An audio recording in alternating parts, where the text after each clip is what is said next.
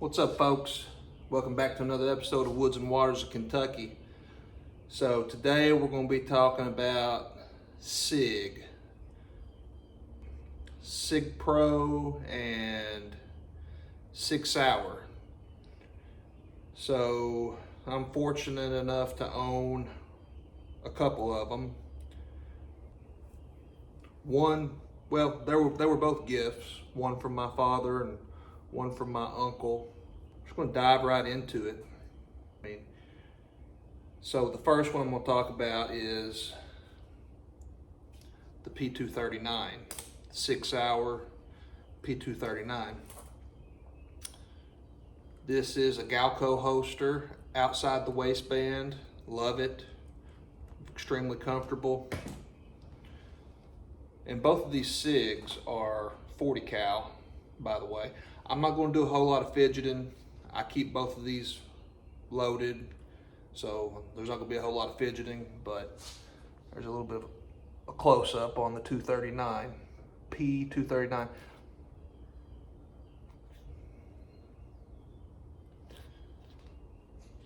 So this Pew Pew, it's an old one. They're both old. They're both older models, but this one may be a little bit older than the others. They're both 40 cal. This one takes a single stack magazine, 7 rounds. I have 5 of them. So it's a single stack, 40 cal, 7+1. Got rubber combat grips. How well you can see that. Love the grips on it.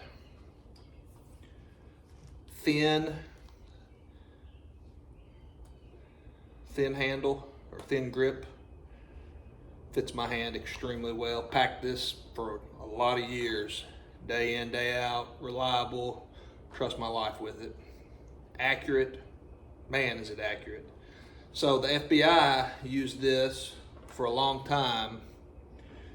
This actually replaced, if I'm right on my facts, this actually replaced the Smith & Wesson 3913 model, single stack.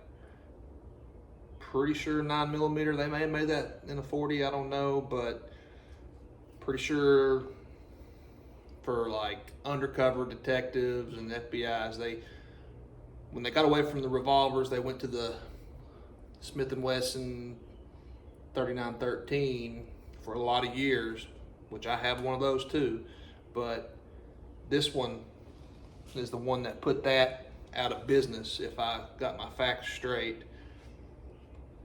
Oh, I got tritium night sights on it.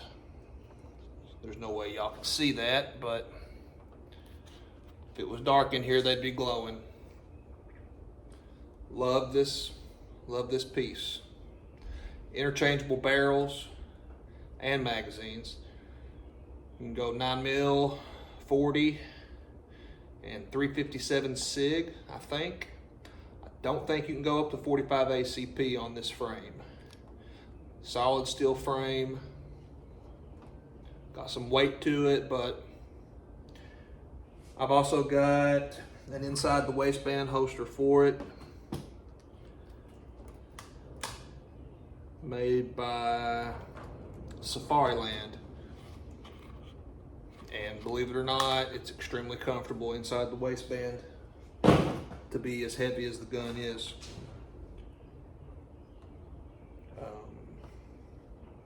But I primarily use this one anymore these days just because I'd rather be comfortable.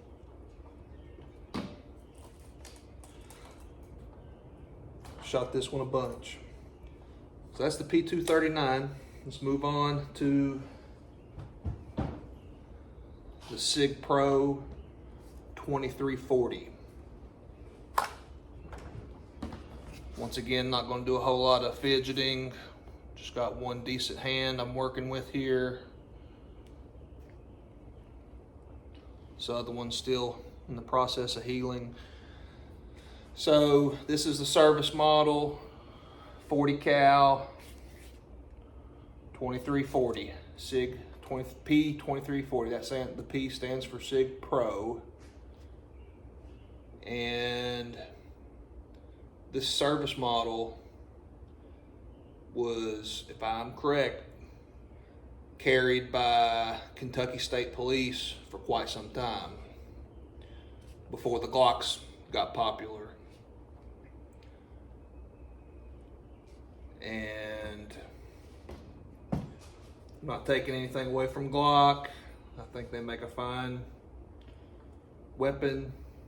They're just not for me. I'm not a Glock guy. Never have been, never will be. I'm more of the SIG 1911 guy.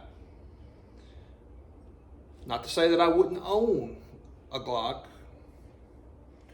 but I'm not gonna go out of my way to buy a new one. If I come across a good deal on one of these days, sure, why not? I just don't like the grips, the forward design grips. I like the more of the 90-degree style. So I said I wasn't gonna do much fidgeting, but here we go. This is a 12-round magazine, double stack, 40 cal. And if you find a factory SIG factory double stack 12-round magazine, they're worth a lot more than the 10 rounds. And if I remember correctly, back when the Clinton administration was in office, they tried to do a ban on high capacity magazines. So SIG didn't produce very many of the 12 rounders. They kind of shut them down on that deal and was forced to make the 10 rounders. The 10 rounders are a dime a dozen. You can find them online, cheap. But the 12s, I only have one of those out of 6. So, and I'm not gonna break the bank to buy a bunch of 12 rounders. It just doesn't make sense. I'd rather invest my money in a newer product. But paddle holster for this one. I've also got some other holsters for it. This one would just be kind of a everyday, not getting too crazy. I wouldn't wear this if I was riding a four-wheeler or something, because you're subject to lose your firearm. It's just more of a pack it to the grocery store and throw a jacket over top of it type deal. Shot it several times. Extremely accurate. And the difference between this one and the 239 is the lower part is made out of that polymer plastic, whereas the other one is all steel frame. But I would like to maybe upgrade the grips on this thing, because they're just kind of plain Jane factory grips, and all the rubber coating is wore off of it. So I need to do something about that one of these days. But I feel like I'm forgetting to tell y'all something about these, but it's just got standard factory sights, hammer fired. Of course, they're both hammer fired. Neither one of them are striker fired.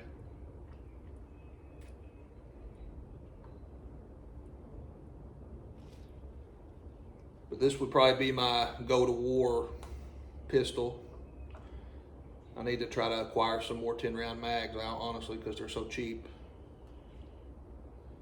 But this would be probably what I would, in a real SHTF situation, this would be my secondary.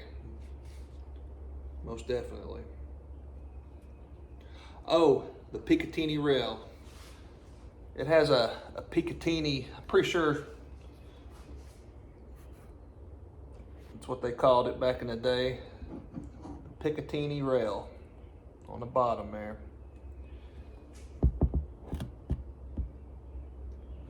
And the parts that they, like the accessories, that fit that got discontinued.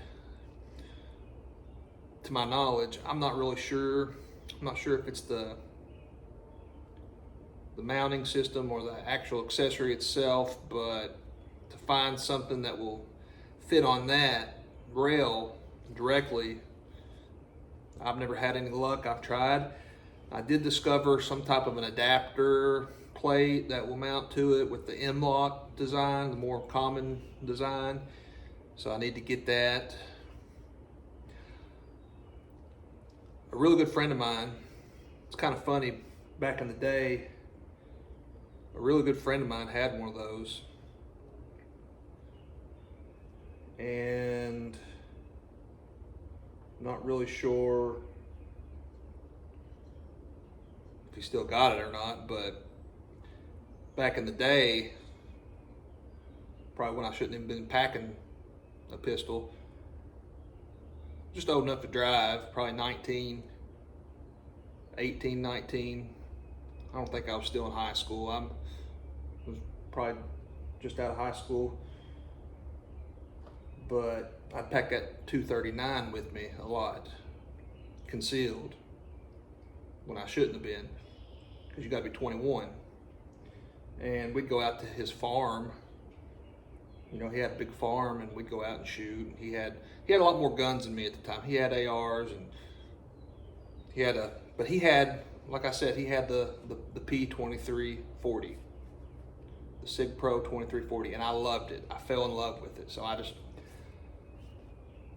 it's kind of a funny story, but I inherited this one from my uncle, believe it or not. Don't know how he got it. I didn't ask any questions. I happened to have one that he wanted. It's a weird, twisted story, but I had a Marlin 22 lever action rifle and had a golden trigger on it. And when my great uncles, not any relation to my uncle, this is on my different sides of the family here, but my uncle pawned this lever action. Now my uncle is my mom's sister, my mom's brother, and my great uncles was my dad's uncles. So somehow my uncle, back when he was maybe 16 or so, he was young, pawned that 22 Marlin lever with a golden trigger to my great uncles. Well, when my great uncles passed, I inherited that lever action Marlin. And when my uncle discovered that I had it, he told me one day, he's like, yeah, I pawned that to them. I'd love to have that back. So me being who I am, I just gave it to him. I gave it to my uncle. He's given me stuff, you know, pew-pews in the past, and